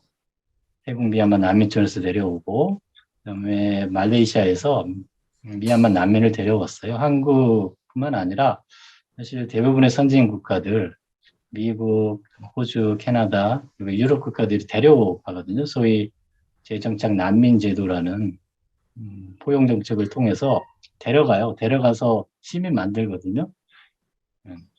데려가서 시민 만드는 게 어렵겠습니까? 아니면은 안 데려가고 그냥 시민권을 주는 것이 더 어렵겠습니까? 저는 데려가서 시민권 주는 게 더 어렵다고 보거든요. 후자가 쉬운 문제죠, 오히려. 그러니까 이 말의 핵심은 어떤 시민권, 성원권의 문제를 굳이 땅과 결부짓지 말자는 거죠. 미국에 가 있어야, 뭐 한국에 와 있어야 성원권을 주는 제도가 아니라 그냥 미얀마에 있어도 난민촌에 있어도 뭔가 성원권을 받을 수 있는 그런 시스템을 좀 만들어가면 어떨까. 상상의 차원입니다만은 이게 상상이 아니라는 게 사실 어려운 것도 하고 있는데 쉬운 건 정말 당연히 더 쉽게 할 수 있는 거죠. 그래서 첫 번째 얘기를 제시했던 거고요. 두 번째 아세안을 넘어서자고 했는데 사실 저는 이번 아세안 특사단 그 구성을 보고 참 아세안에 특히 이제 캄보디아 의장국이 되면서 캄보디아에 맡겨놨더니 엉망이 돼가는구나 이런 생각을 하고 있어요. 그래서 적어도 민주주의 문제는 아세안 중심성을 포기하도록 하는 어떤 국제사회의 압력을 좀 가하면 어떨까 이런 생각이 들어요. 사실 아세안 스스로 풀 수 없는 문제를 계속 아세안이 풀도록 두는 것도 사실 책임 방기라고 봐요. 이미 아세안은 민주주의 문제에서 자격 미달이라는 게 이제 판명이 났고, 그래서 뭐 적어도 그 문제에서는 한국이나 그러니까 강대국이 아닌 이제 민주주의를 좀 도입해서 실천해 나가고 있는 국가들이 개입을 할 필요가 있다고 봅니다. 사실 이게 전혀 선례가 없는 것도 아니에요. 사실 미얀마 소수종족과 정전협상을 해결하는데 사실 노르웨이가 큰 역할을 했거든요. 노르웨이가 개입해서 군부와 소수종족 세력 간에 소위 정전협정이 뭐 한계는 있지만 맺어졌어요. 사실 그걸 참조하면 될 것 같아요. 그래서 아세안 특사단 구성에서 노르웨이가 좀 참여하는 방식으로 좀 이루어지면 어떨까 싶고, 그다음에 이게 소위 뭐 K 민주주의, 뭐 K 외교 또는 뭐 새로운 연장 남방 정책일 수도 있겠고요. 그래서 이 부분에서 어떤 시민사회와 그다음에 어떤 정부와의 연대가 좀 필요하지 않을까. 그래서 아세안에 압력을 가해서 또 민주주의 문제에서만큼은 외부의 개입을 수용하는 방식으로 좀 압력을 가하면 좋겠다라는 게 저의 어떤 제안이라고 할 수 있겠습니다. 예, 이상. 네, 교수님 상세한 설명 감사드립니다. 제가 조한나 선생님한테 질문 하나 드리겠습니다. 선생님, 저희 한국과 뭐 한국이라면 정부도 그렇고 시민사회도 그럴 텐데 이렇게 우리 한국에서 필리핀의 민주주의를 위해 연대할 수 있는 방법 아니면 제안 있으면 말씀 주시면 감사하겠습니다. Yes, I think it is possible to build stronger solidarity between Korea and the Philippines, or particularly among freedom-loving people between Korea and the Philippines. So our host was mentioning earlier that actually there were quite a large number of K-drama fans in the Philippines, because that is also a phenomenon in the Philippines, who were actually part of the Lenny Kiko campaign, because you had all of these groups sprouting up and they would give names to themselves, like BTS Army for Lenny and Kiko. You had all of these kinds of spontaneous groups springing up and aligning themselves with what is now known as the People's Campaign, which has transformed into a people's movement.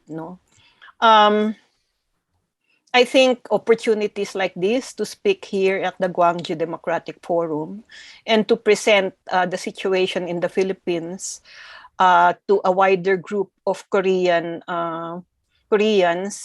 is one way of informing the wider international community about the situation in the Philippines.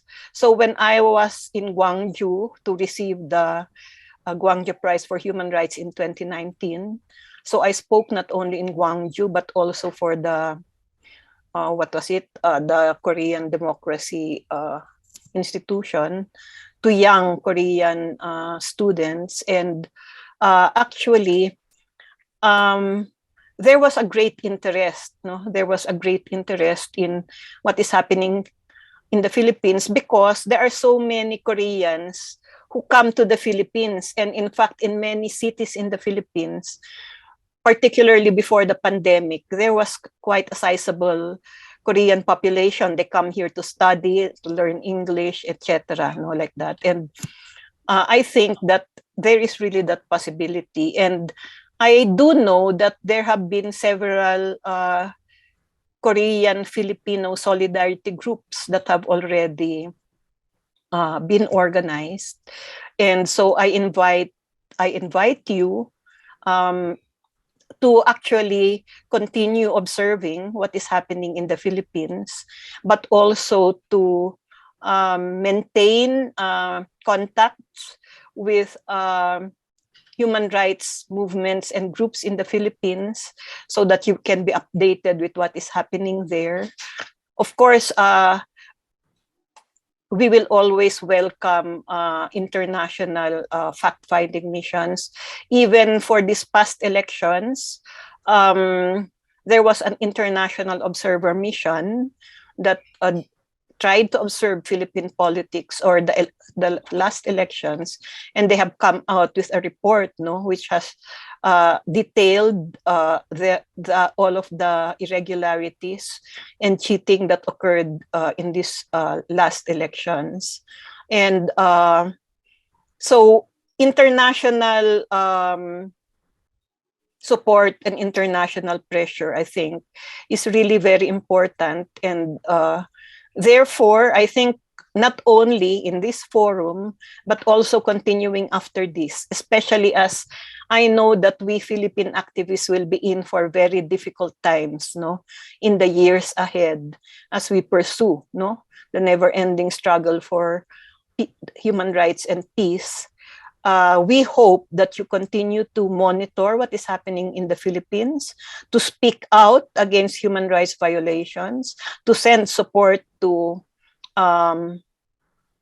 victims of injustice, because authoritarian rule will continue. And therefore, international solidarity is very important. Thank you.